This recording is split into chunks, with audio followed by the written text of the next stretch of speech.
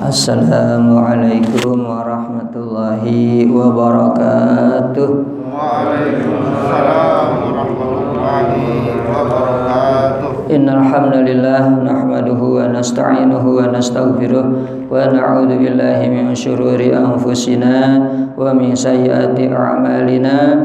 May yahdihillahu fala mudilla lahu wa may yudlilhu fala hadiyalah. Ashhadu an la ilaha illallah wahdahu la syarika lah wa ashhadu anna Muhammadan abduhu wa rasuluhu la nabiyya ba'da.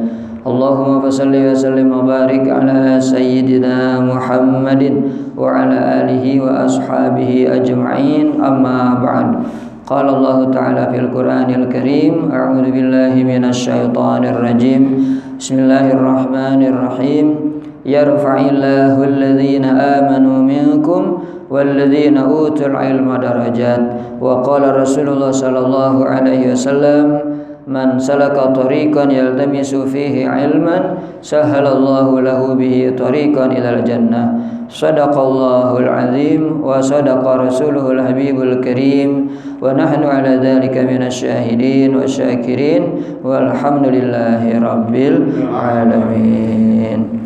Yang saya hormati segenap pengurus DKM Musholah Al-Ikhlas, yang mudah-mudahan semuanya dirahmati Allah Subhanahu wa taala.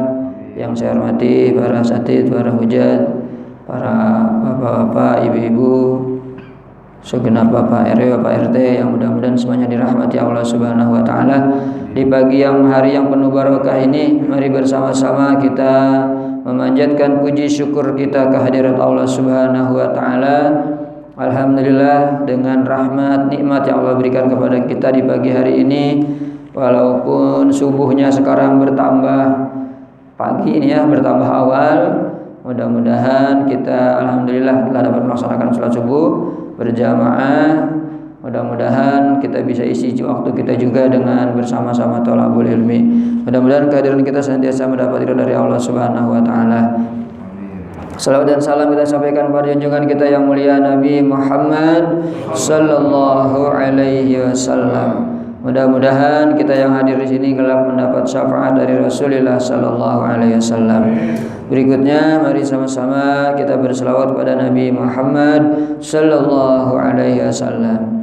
Allahumma salli wa sallim wa barik alaihi. Allahumma salli wa sallim wa barik alaihi. Ya Rabbi bil Mustafa balligh maqasidana waghfir lana ma madha ya wasi'al karami. Ya Rabbi bil Mustafa balligh maqasidana waghfir lana ma madha ya wasi'al karami. Muhammadun sayyidul qawlain wa thaqalain wal fariqain min urbin wa min ajami.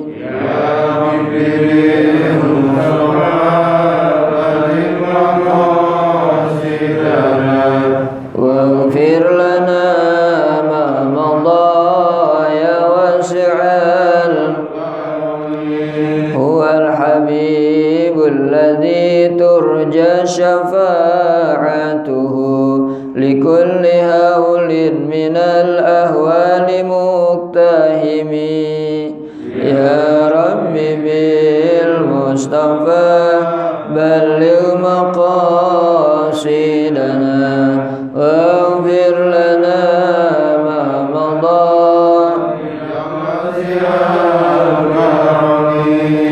حسبنا الله ونعم الوكيل نعم المولى ونعم النصير. حسبنا الله ونعم الوكيل نعم المولى ونعم النصير. يا رب بالمصطفى بلغ مقاصدنا واغفر لنا ما مضى يا واسع Ya Allah biha, ya Allah biha, ya Allah bihusnil khatimah. Ya Allah biha, ya Allah biha, ya Allah bihusnil khatimah. Ya Rabbi bil Mustafa balligh maqasidana waghfir lana ma madha. Allahumma salli wa sallim wa barik alaihi. Allahumma aftah lana hikmataka wa ansur alaina rahmataka min hujjati rahmatika ikram. Rabbi shrah lana sudurana wa yassir lana umurana wa ahlul 'uqdatam min lisanina yafqahu qawlana. Amin ya rabbal alamin. Jamaah sekalian, apa kabar di pagi hari ini? Alhamdulillah. Mudah-mudahan sehat walafiat. Rasulullah Shallallahu Alaihi Wasallam pernah ditanya oleh sahabat. Kata sahabat, ya Rasulullah, as'aluka murafaqataka fil jannah. Ya Rasulullah, saya ingin menemanimu di surga. Pertanyaan ini sampai diulangi sampai 3 kali. Ya Allah, pengen nemenin Nabi di surga. Kalau nemenin Nabi mah namanya, walaupun kita di samping-sampingnya juga, tapi enak kali tempatnya kali gitu ya. Namanya juga nemenin Nabi. Ya Allah, sahabat pengen begitu. Kira-kira kalau kita mau nggak begitu? Pengen ya, pengen nemenin Nabi. Kita kan ketemunya aja belum pernah. Nabi fotonya nggak ada, apanya lagi, apalagi videonya nggak ada. Nah, tapi kita pengen nemenin Nabi Muhammad Sallallahu Alaihi Wasallam. Apa jawab Nabi? Kata sahabat, alaika ala kasratis sujud. Kata Nabi, hendaklah kalau engkau mau menemaniku, hendaklah perbanyak sujud. Apa maksudnya perbanyak sujud? Perbanyak sujud itu maksudnya perbanyak sholat. Kalau sholat fardu maka nggak mungkin kita tambah ya. Walaupun kita senang sama sholat subuh, kita tambah jadi 4 rakaat kan nggak boleh. Walaupun senang gitu. Sholat isya nih, kalau kita senang sholat isya nih, kita bikin tambahin 2 kali lah, 4 tambah 4. Yang dimaksud dengan memperbanyak sujud adalah perbanyak sholat sunnah, baik sunnah rawatib ataupun sholat sunnah yang lainnya. Ya, bahkan kata Nabi, man hafadha sintai asyrata raq'atan banallahu baitan fil jannah. Barang siapa yang dapat menjaga 12 rakaat. 12 rakaat ini maksudnya salat tatawwu, salat rawatib, Allah akan membangunkan dia rumah di surga. Insyaallah. Ada hadis yang lain, man bana masjidan banallahu lahu baitan fil jannah. Barang siapa yang membangun masjid, Allah akan bangunkan dia rumah di surga. Kalau membangun masjid kan butuh tanah lebar. Biayanya juga jangan ditanya kalau bangun masjid mah. Biasanya MM-an ya kalau bangun masjid. Apa M beneran? Tapi kalau kita bisa dengan cara lain, kita dibangunkan rumah sama Allah di surga. Perbanyaklah salat rawatib. Barang siapa yang menjaga 12 rakaat. Mana yang 12 rakaat itu? Kata Nabi dalam hadisnya dalam bab salatut tatawwu, arba'un qabla zuhri, 4 rakaat sebelum zuhur, wa rak'ataini ba'da zuhri. Udah berapa itu? Udah 6 ya. Wa rak'atani ba'dal maghrib. Udah berapa? Udah 8. Wa rak'atani ba'dal isya. 2 rakaat sesudah isya. Wa rak'ataini qabla subhi, dan 2 rakaat sebelum subuh. Itu yang dijaga 4 rakaat sebelum zuhur, 2 rakaat sesudah zuhur, 2 rakaat sesudah isya, 2 rakaat sesudah maghrib, dan 2 rakaat sebelum subuh. Yang lain-lainnya bagaimana? Silahkan saja. Yang penting tambah banyak, tambah baik, selama belum ada larangan. Kalau ada larangan jangan dikerjakan. Seperti sesudah sholat asar, sesudah sholat subuh, ya, dijaga sholat rawatibnya. Kata Allah, dibangunkan rumah di surga. Itu udah jaminan, karena Nabi yang ngomong. Kalau Nabi yang ngomong mah benar, insya Allah. Kecuali kalau saya yang ngomong, bisa benar bisa salah kalau saya yang ngomong. Tapi kalau Nabi Muhammad yang menyampaikan, mudah-mudahan itu tidak bohong, ya. Allah bangunkan rumah di surga. Ya Allah, jadi udah nggak khawatir lagi. Saya sering menyampaikan ini di jamaah-jamaah yang masih pada ngontrak. Kata saya, jangan takut Pak, ngontrak di dunia itu biasa. Teman saya jadi kontraktor senang, kata saya begitu. Jangan takut ngontrak di dunia, yang jadi kontraktor aja pada senang. Beda kali ya, ngontrak sama kontraktor. Kalau ngontrak mah ngeluarin duit, kalau kontraktor sama ya. Kirain beda, dapat duit. Ya, jadi seperti itu. Mudah-mudahan kita bisa menjaga sholat rawatib kita, ya. Tadi saya sebelum subuh ada yang nelfon, Pak Ustadz, bisa nggak ngisi di sini? Aduh, saya bilang udah. Kalau malam subuh Ahad ini memang waktunya sudah penuh, kecuali sebulan itu ada 5 pekan. Kalau ada 5 pekan berarti ada 1 yang kosong.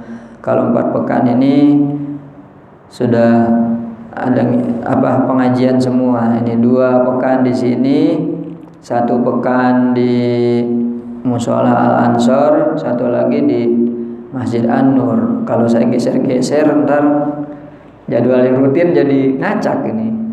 Saya mohon maaf ya, karena saya jamaah sekalian dirahmati Allah Subhanahu wa taala. Di pagi hari ini kita belajar hadis dari kitab Bulughul Maram. Insya Allah kalau kita sehat, panjang umur, kita akan hatamkan kitab ini, ya. Ini isinya sampai ada 1000 lebih hadis kalau nggak salah, ya. Mudah-mudahan hatam, ya. Alhamdulillah, ya. Mudah-mudahan hatam. Jadi ini harus azam. Kalau orang sudah berniat, berazam, dia akan Allah berikan pahala walaupun dia belum melakukannya, tapi sudah berazam dengan sungguh-sungguh, saya akan hatamkan. Sama seperti di zaman Nabi, ada orang yang gak bisa ngikut perang. Di perang Badar itu ada sahabat yang gak bisa ngikut, Yahya bin Nadhr kalau gak salah. Dia gak bisa ngikut, tapi dia nyesel banget, ya Rasulullah, saya pengen banget ngikut perang Badar. Saya pengen syahid ya Rasulullah. Karena orang yang syahid itu jaminannya surga, dan dia bisa memberi syafaat kepada 70 orang di sekitarnya. Jadi kalau kita syahid, itu 70 orang keturunan kita masih bisa kita beri syafaat, kita beri pertolongan gitu. Dia nyesel banget gak bisa ikut perang Badar. Ya udah, kata Nabi, kalau memang engkau betul-betul karena Allah, la yuriyannallah ma sonata, Allah akan memperlihatkan apa yang kamu niatkan. Kita juga begitu. Kalau kita niatnya benar-benar banget, Allah akan perlihatkan kesungguhan niat kita. Kita niat banget nih di dunia, pengen mendidik anak-anak kita didik bener nih, bermanfaat buat agama, bangsa dan negara. Emang kalau kita udah niat, Allah akan perlihatkan. Sama dengan yang punya niat yang lain begitu, tersembunyi. Tapi kalau dia sungguh-sungguh, Allah akan perlihatkan niatnya. Saya kemarin sama ibu-ibu sedikit disindir, katanya, Pak Ustadz, kenapa kalau ceramah mengarahnya ke situ melulu, kata dia begitu. Makanya saya sekarang kagak mau mengarah lagi, Pak. Iya. Jadi kalau mengarah itu, karena ini kan di YouTube, ditonton juga sama ibu-ibu. Jadi tadi kembali lagi kepada azam. Kita berniat menghatamkan, ya, kitab Bulughul Maram. Hari ini kita belajar hadis yang ke-8 ya. Insya Allah ini masih dalam bab air. Kita baca ya Pak ya. Bismillahirrahmanirrahim. Bismillahirrahmanirrahim. Wali muslimin minhu wali Abi Dawud wala yagtasilu fihi minal janabah. Artinya hadis ini dari Sahih Muslim dengan lafaz wa minhu. Minhu ini artinya dari sama periwayatnya dari hadis yang sebelumnya ya. Sebelumnya itu lil Bukhari. Nah, sama di Musnad al-Bukhari sama periwayatnya. Dari Abi Dawud wala yaktasilu fihi, dan janganlah mandi fihi, di dalamnya, maksudnya di air yang diam. Kemarin ini masih membahas tentang air yang diam, air yang tidak mengalir. Minal janabah, daripada janabah. Jadi kalau kita mandi junub, enggak boleh mandinya di air yang diam. Karena mandi junub itu kan lengkap ya, mandi junub. Khawatir nanti airnya itu malah kejatuhan najis ya. Kita lanjutkan ke hadis berikutnya ya. Jadi kita membaca hadis ini mudah-mudahan dapat barokahnya ya, walaupun kita nggak hafal langsung. Jadi kita jangan sampai kita malas mengucapkan hadis. Disuruh ngucapin Pancasila kagak malas. Padahal Pancasila suruh setiap minggu suruh ngucapin ya. Kalau yang upacara UUD disuruh ngucapin biasa-biasa aja. Tapi begitu seringnya aja masih adanya kagak hafal Pancasila. Ya, yang paling susah itu ngajarin Pancasila sama anak kecil Pak ya. Kita bilang ketuhanan, kata dia kehutanan, ketuhanan. Dia ikutin enggak? Ketuhanan. Pas diulangin ketuhanan, kehutanan lagi, kehutanan lagi. Itu kalau ngajar anak-anak begitu Pak. Hadis yang ke-9. Laki-laki mandi dengan air bekas mandi wanita dan sebaliknya. Kita baca lagi. Bismillahirrahmanirrahim. Bismillahirrahmanirrahim. Wa an rajulin sahiban nabiyya sallallahu alaihi wasallam qala naha Rasulullah sallallahu alaihi wasallam an taghtasila al-mar'atu bi fadlir rajuli awir rajulu bi fadlil mar'ati zada musaddadun wal yaghtarifa jami'an akhrajahu Abu Dawud wan Nasa'i wa isnaduhu sahihun. Ya, artinya itu udah ada Pak ya. Wa an rajulin, dari seorang laki-laki sahiban Nabi, yang telah menjadi sahabat Nabi sallallahu alaihi wasallam. Allahumma shalli wa sallim wa barik alaihi. Sahabat ya. Sahabat Nabi, sahabat itu berarti orang yang hidup di zaman Nabi dan mengikuti ajaran Nabi Muhammad sallallahu alaihi wasallam. Kalau dia enggak ngikut namanya bukan sahabat.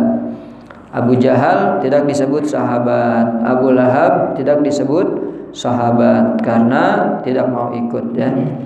Qala bersabda, qala berkata orang tersebut, naha Rasulullah, naha melarang Rasulullah sallallahu alaihi wasallam, yaitu Nabi Muhammad sallallahu alaihi wasallam melarang. Apa yang dilarang? Antautasilal mar'ah bi fadlir rajul. Seorang perempuan mandi dari air sisa suaminya.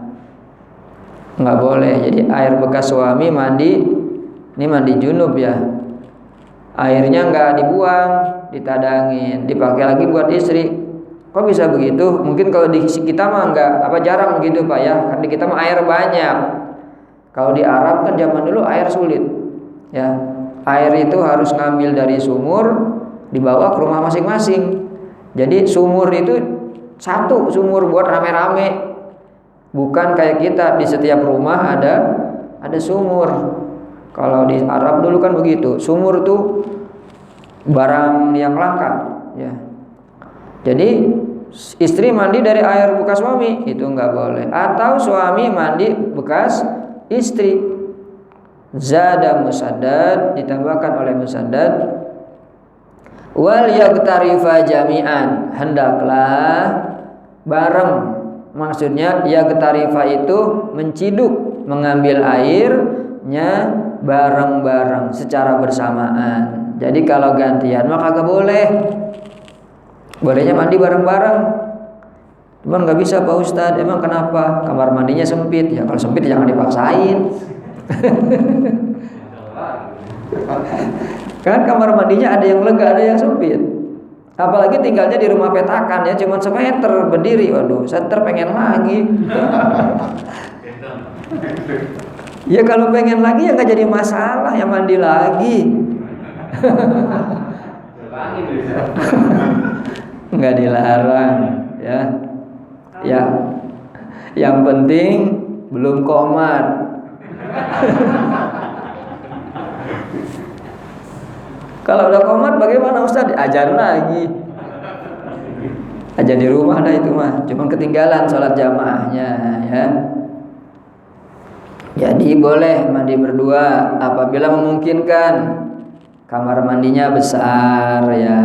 Makanya kalau memang rumahnya besar, buat kamar mandinya yang besar. Kalau rumahnya kecil ya otomatis. Kalau rumah dulu biasanya rata-rata besar ya kamar mandinya. Kalau rumah dulu biasanya, kalau zaman dulu kan kamar mandi itu terpisah dari rumah. Kalau dulu mah sumur di luar adanya, rumah mah lain. Sumur. Nih namanya zaman dulu ya. Sumurnya masih sumur, kata orang mah senggot. Jadi ada bambu, ada lubang, begitu ditarik. Udah gitu sumurnya kadang-kadang kagak ada pagernya lagi, masya Allah. Jadi kalau mandi harus gelap-gelap, kagak ada yang lihat begitu. Kalau mandi kesiangan malu. Nah, tapi ini hadisnya begitu Pak ya. Kalau gantian kagak boleh, disuruhnya bareng. Gantian boleh asal airnya sisanya jangan ditampung, bergantian. Kalau pakai keran ya, pakai kolom, jangan ditampung. Kita lanjut ke hadis yang ke-10. Bismillahirrahmanirrahim. Bismillahirrahmanirrahim. Wa an ibni Abbas radhiyallahu anhuma anna an-nabiyya sallallahu alaihi wasallam kana yaghtasilu bifadli Maimunah radhiyallahu anha, akhrajahu Muslim. Alhamdulillah. Ini hadis ini bertentangan dengan hadis yang sebelumnya. Ya. Kalau ada dua hadis yang seperti ini, maka kita disilahkan memilih antara kedua Pak ya. Mana yang lebih kuat di hati kita ya. Lebih baik kita memilih yang lebih berhati-hati gitu ya, yang lebih bersih. Hadis dari Ibnu Abbas, semoga Allah meridhoi keduanya. Keduanya ini maksudnya baik Abdullah Ibnu Abbas dan Abbasnya sendiri, karena dua-duanya adalah sahabat Nabi Muhammad Sallallahu Alaihi Wasallam. Bahwa Nabi Muhammad Sallallahu Alaihi Wasallam, Ibnu Abbas pernah meriwayatkan, karena yaghtasilu, beliau pernah mandi bifadli Maimunah, dengan air sisanya Maimunah. Semoga Allah meridainya. Siapa Maimunah itu? Istrinya Nabi Muhammad. Ya, yang kita tahu kan Nabi istrinya cuma Khadijah sama Aisyah. Ternyata ada Maimunah namanya, Maimunah. Ya, dalam hadis ini Nabi diriwayatkan mandi dari air bekasnya Maimunah. Ya. Di dalam kitab Muslim juga ada. Ini di hadis ini ada juga dalam kitab Sahih Muslim juga. Jadi hadis ini berarti membantah hadis yang sebelumnya. Nah, kalau ada dua hadis yang bertentangan begitu, kita tinggal pilih. Maksudnya dalam kondisi kita terpaksa, nggak ada air lagi, terpaksa kita gunakan karena Nabi juga pernah menggunakannya, gitu. Kan nggak selamanya air ada, Pak ya. Kalau di musim kemarau air nggak keluar, kita kadang-kadang sulit. Nah, di saat itu mungkin hadis yang ini bisa kepake, ya. Di hadis yang ke-11 kita baca. Bismillahirrahmanirrahim. Bismillahirrahmanirrahim. Wali ashabis sunan. Ightasala ba'du azwajin nabi sallallahu alaihi wasallam fi jufnatin faja'a liyaghtasila minha faqalat inni kuntu junuban faqala innal ma'a la yujnibu wa sahhahahu at-Tirmidzi wa Ibnu Khuzaimah. Ya, dari ashabus sunan.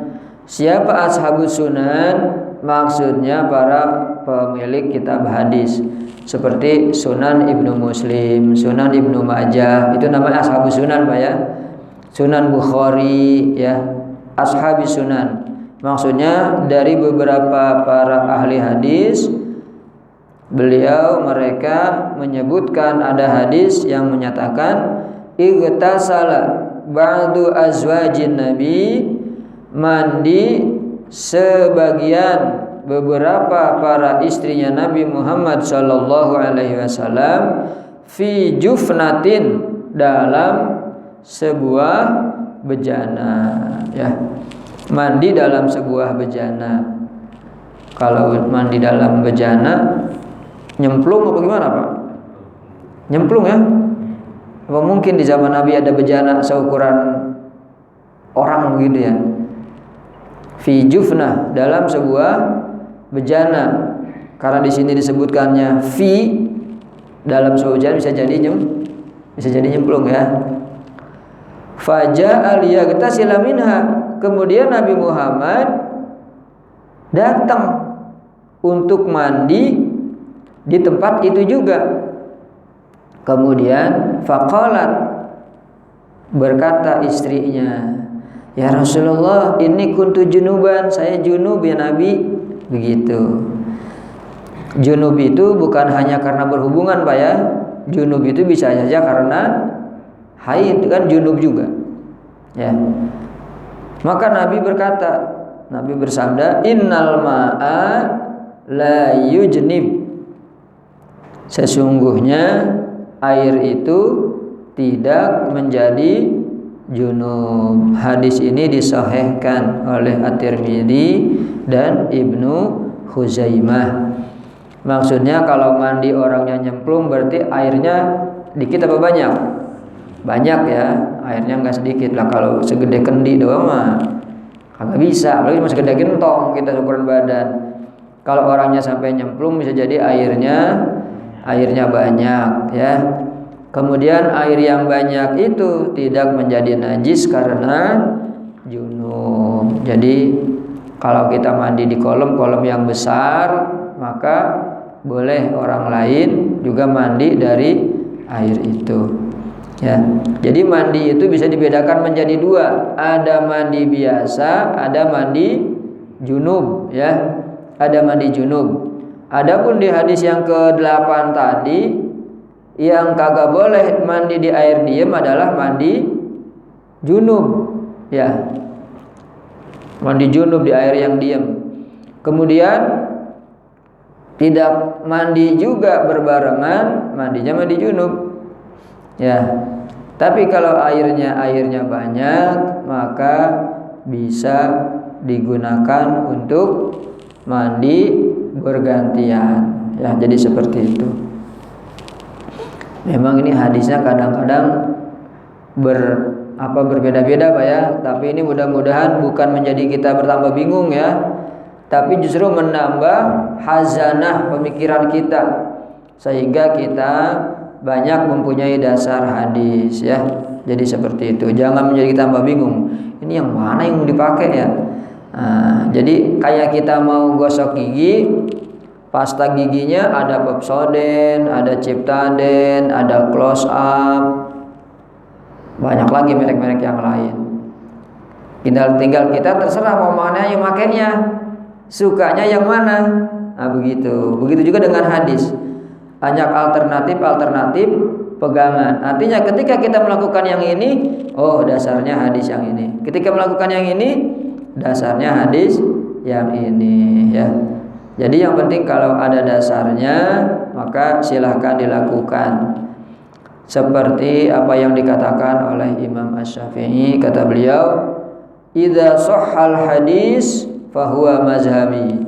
Kalau hadisnya sahih, maka itulah mazhab saya, kata Imam Asy-Syafi'i. Jadi begitu, yang penting ada hadisnya, kemudian disahihkan oleh para sahabat, para ahli hadis, maka kita boleh melakukannya.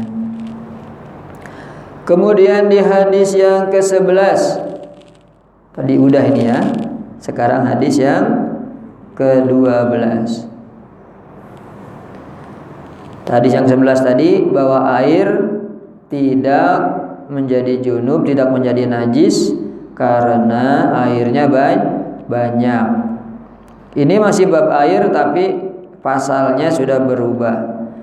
Pasal mengenai bekas jilatan anjing. Kita baca ya. Bismillahirrahmanirrahim. Bismillahirrahmanirrahim. Wa an Abi Hurairah radhiyallahu anhu qala Rasulullah sallallahu alaihi wasallam tahuru ina'i ahadikum idza walagha fihil kalbu ayyagsilahu sab'a marratin ulahunna bitturabi akhrajahu Muslim wa fi lafdhin lahu falyurikhu walitirmidzi ukhrahunna au ulahunna. Ya, alhamdulillah sudah kita baca hadis ini dari Abu Hurairah, semoga Allah meridainya. Berkata Abu Hurairah, bersabda Rasulullah sallallahu alaihi wasallam, Allahumma shalli wa sallim wa barik alaihi, tahuru ina'i ahadikum, sucinya bejana salah satu dari kalian, idza walagha fihil kalbu, jika walagha fihi dijilat oleh anjing, ayyagsilahu sab'a marrat, hendaklah dia mencucinya 7 kali. Ulahunna, yang pertama. Jadi ini hadis ini beda-beda. Ini ada yang dikatakan ula. Ula itu basuhan pertama biturab, dicampur dengan tanah. Akhrajahu Muslim, dikeluarkan oleh Imam Muslim. Dalam lafaznya, dalam Imam Tirmizi, fal yurikhu, hendaklah dia menumpahkan airnya. Maksudnya habis nyuci jangan dipakai lagi, tumpahin airnya. Tapi menurut Imam Tirmizi diriwayatkan hadis yang lain, ukhrahunna, salah satunya yang akhir, bukan yang awal. Jadi ada dua macam hadis. Jadi pakai tanahnya itu bisa di awal, bisa di akhir, berdasarkan hadis ini, ya. Jadi bukan pendapat saya ini, pendapat ada hadis yang riwayatnya beda-beda. Bisa pakai tanahnya di awal, bisa juga di akhir, ya. Jadi ini kalau sesuatu bejana kita dijilat anjing, ya. Bagaimana Ustadz kalau dengan barang-barang yang lain? Ini kan hadisnya bejana. Kenapa bejana? Bejana itu kan kita gunakan buat bersuci. Kalau mobil kita dijilat anjing, apa mau dicuci? Nah, kecuali kalau tadi misalkan bannya, kalau bannya mah kita nggak cuci, nggak jadi masalah, ya, karena kita jarang megangin ban. Apa sering megangin ban, Pak? Jarang, ya. Nah, tapi kalau bejana ini harus dicuci. Tapi kalau yang memang akan kita pegang harus dibersihkan, ya. Kalau di kampung saya itu ada kasus begini, ada seorang dia ngimamin. Jadi awal-awal dulu sering disuruh ngimamin karena mungkin bacanya bagus. Tapi dia kerjaannya di tempat pemandian anjing. Akhirnya jamaah ragu-ragu. Ragu-ragunya kan kalau sering kena jilatan anjing harus cucinya 7 kali. Khawatir dia ini setiap hari nggak terjaga. Akhirnya daripada ragu, udah dah jangan ngimamin dah, begitu. Gara-gara kerjanya di tempat pemandian anjing. Ya, jadi ini kalau ada bejana kita atau barang-barang kita yang dijilat anjing, ya, mencucinya 7 kali, salah satunya dicampur menggunakan tanah. Makanya tanah itu penting, Pak. Maksudnya apa? Jangan rumah dikonblok semua, ini semua dipelur semua. Serumah-rumah dipelur semua, gak ada tanahnya. Ntar kalau nggak punya air bingung mau tayamum, mau kemana nyari tanah. Ya, di dinding, ya. Dindingnya kan bersih banget, ya. Kecuali, ya, tapi itu ikhtiarnya di dinding, ya. Tapi ya minimal begitu. Tanah itu ada pentingnya juga buat resapan air, ya. Jadi ini yang kita pelajari hari ini beberapa hadis, ya. Hari ini syuruknya jam 5 lewat 30 menit, ya, 1 menit lagi insyaallah. Sebelum saya akhiri, Bapak sekalian, barangkali ada yang ingin ditanyakan, saya persilahkan dari beberapa hadis yang sudah disampaikan. Ada kiranya? Nggak ada, ya. Kalau nggak ada berarti alhamdulillah sudah paham semua ini. Tinggal kita melaksanakannya saja,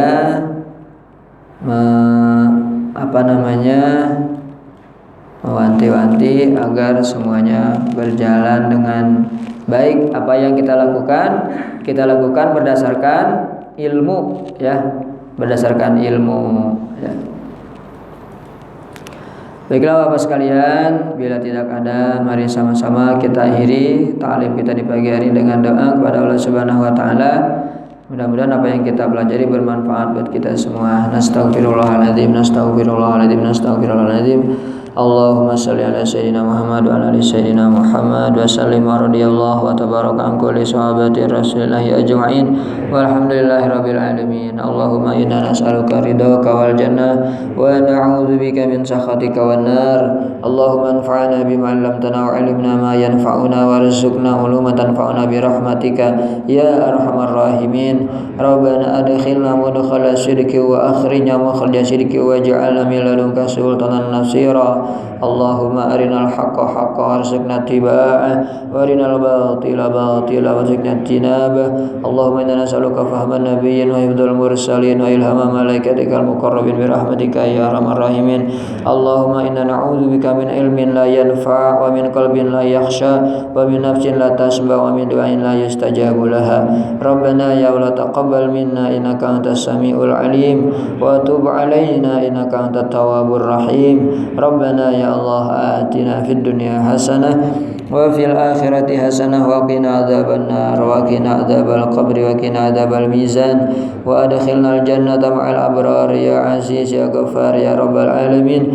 Wa sallallahu ala sayyidina Muhammad wa ala alihi wa sahbihi wasallam. Subhanaka rabbika rabbil izzati amma yasifun wa salamun alal mursalin walhamdulillahi rabbil alamin.